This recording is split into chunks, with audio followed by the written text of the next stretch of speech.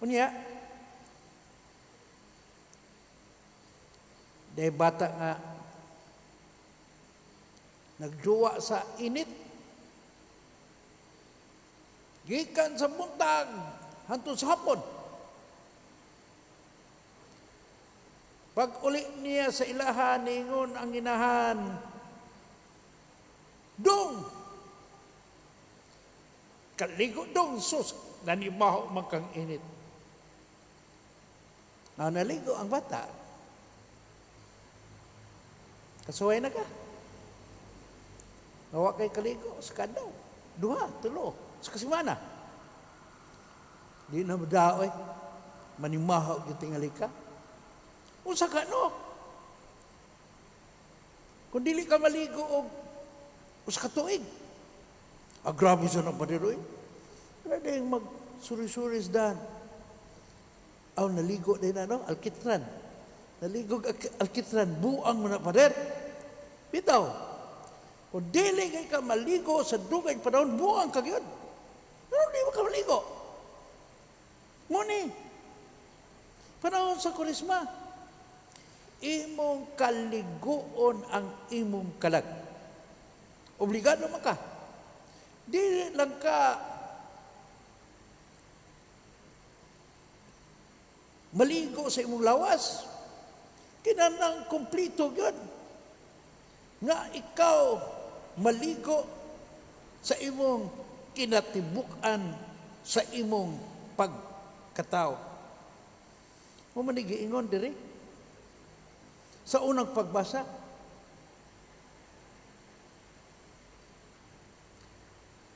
Pag hinulsol kamo sa kinasing-kasing og balik kanako nga nagpuasa, naghilak og nagbangutan tungod kay naghugkaw-hugkaw mo nga gihimo man unta mo nga limpyo at tubangan sa Dios. Pinaagi sa inyong pagpakasala. It is so stupid to know that you were made clean and then you dirty yourself.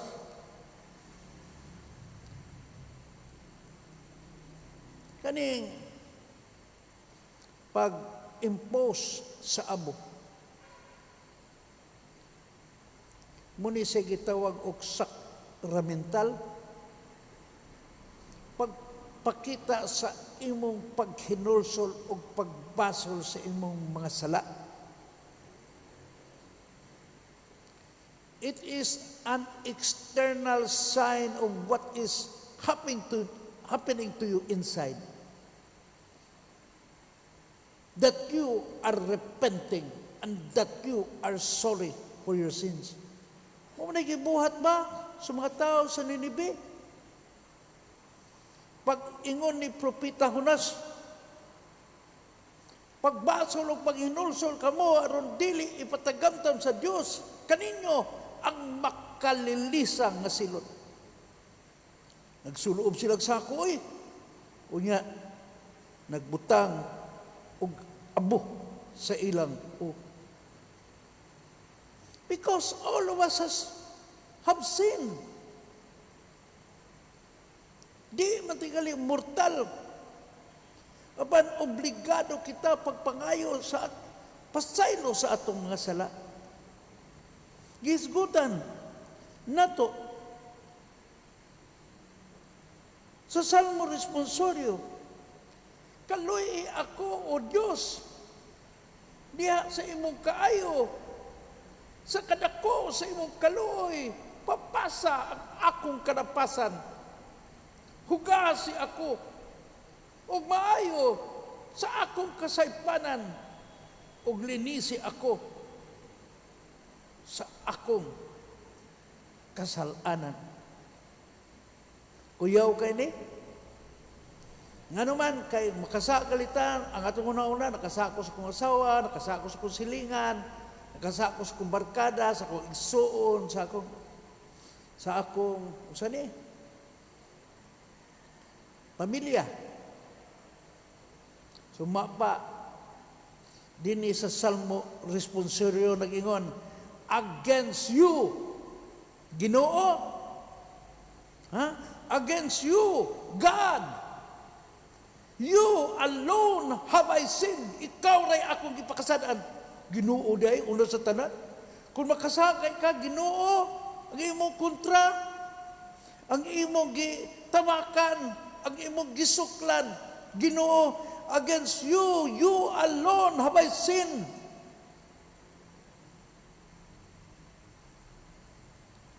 Muna nga, mamalandong tagmaayo. Kay, kung maanad ta sa atong pagpakasala, mura nagdi sa balik-balikon na. Balik-balikon. Ang sa, gikan sa 7 anyos, ikaabot nagstinta, mulang gyapon. What is evil in your sight, I have done. Sa inang kag-unsa ng istorya, ha? Ibawang yung kag-unsa ko isagod. Ha? Yan, nagigugma man ko. Nagigugma sa iyong kagaran. Nagigugma ka nga supak manas kabumuton sa Diyos. Doon na magigugma nga dili subay sa gugma sa Diyos.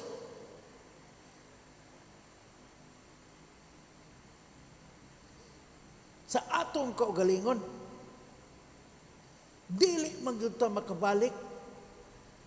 That is the reason why Jesus Christ Himself has to come to us. Huwag ito angay. Dili ito angayan. We are not worthy of the forgiveness of God. Mao nga, nag-ingon sa ikaduhang pagbasa, walay sala si Kristo apan gipaambit siya sa Diyos sa atong sala. Aron kita sa atong pagkahiusa kaniya magkaambit sa pagkamatarong sa Diyos.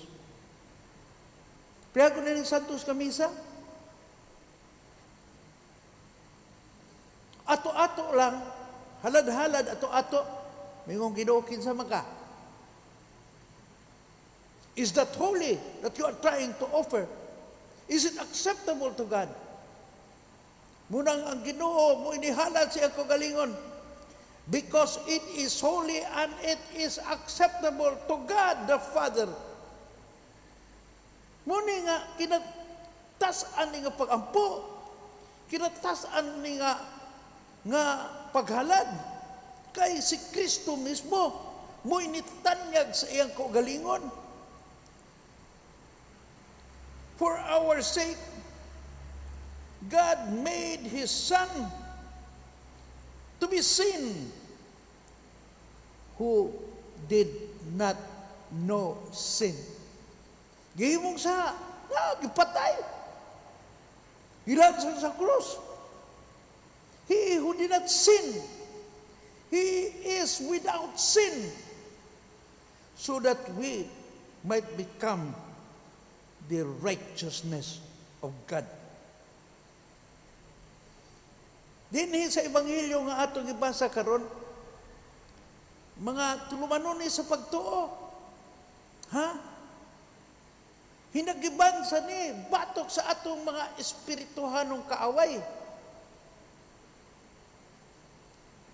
Generosity, prayer, and fasting.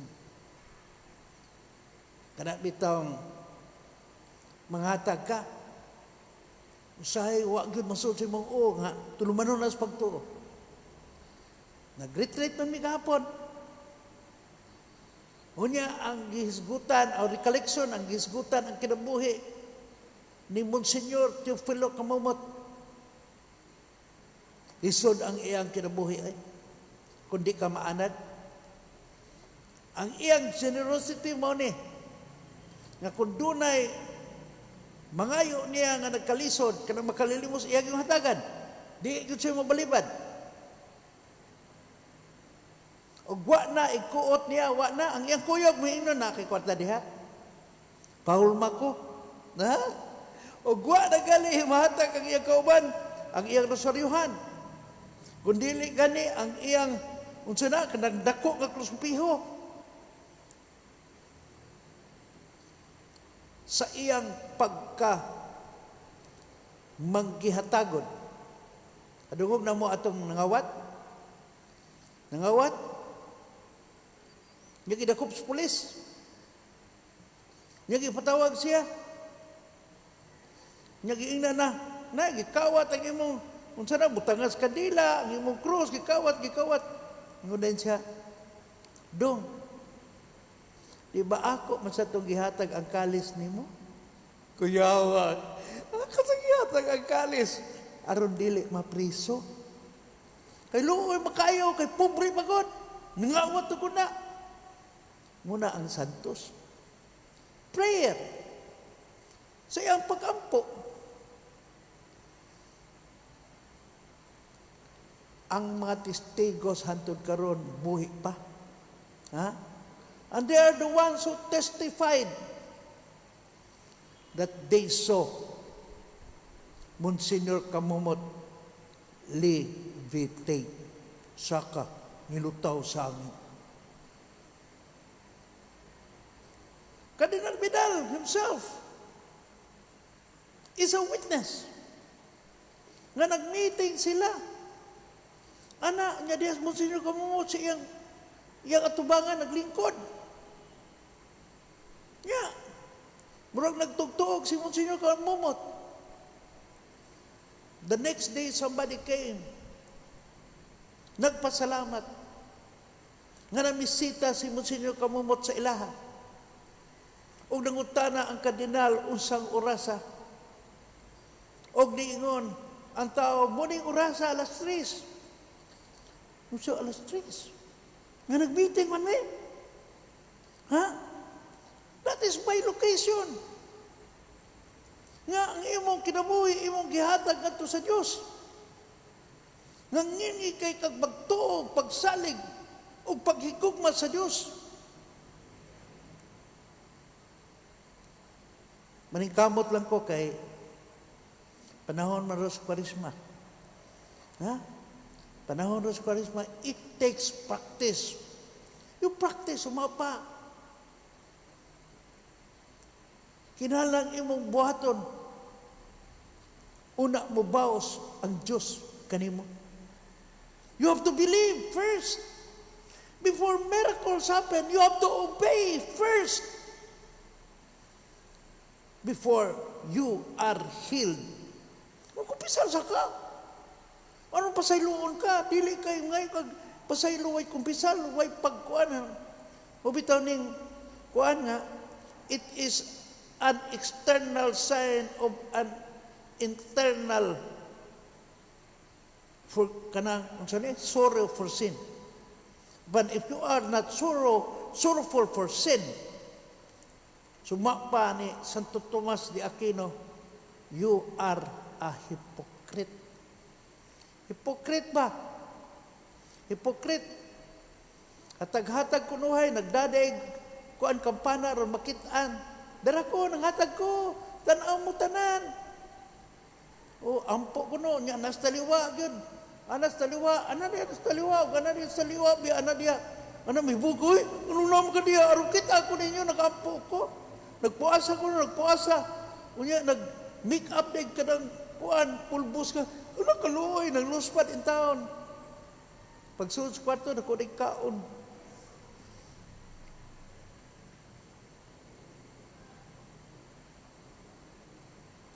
Kibaw man santa. Nga kaning fasting. Maayo sa para sa panglawas. Kay pagkadaghan yung sakit tungod sa kakuang sa pagpugong sa pagkaon. Labi na ka ng lami. Kanang lami ba? Ang gidili yun. Gidili yun sa doktor. Usa, kung ikaw magpuasa, mas nindot ang imong pag-ampo. Bisog ka lang mag-ampo ka, oy, busugay ka sa tanan. Ano ba? So, ano pag-ampon mo, magrosaryo ka, suway ragon. Kanang ni butirik yung tiyan. Ano niya? Magimaya ka. Katugon naman ko. Muna nga.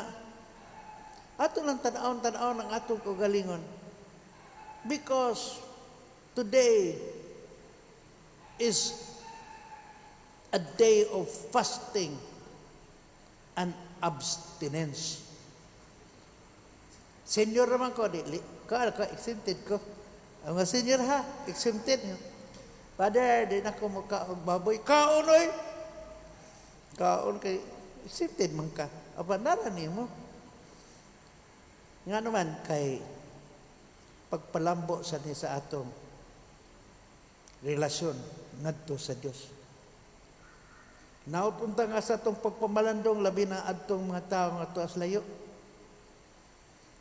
We are supposed to bring sachet nga butangan na to og abo aron ang tua dito sa tua nga dili kaani dinhi atong markahan og cross hinumdumitaw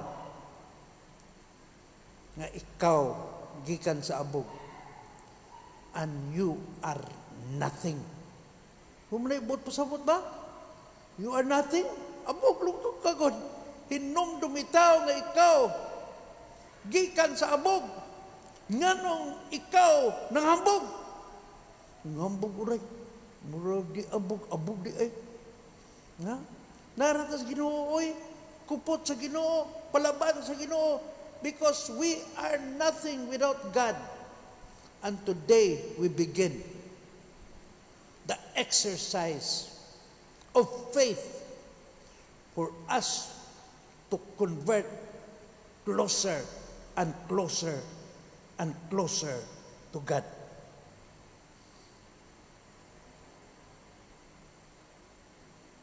Isunod ang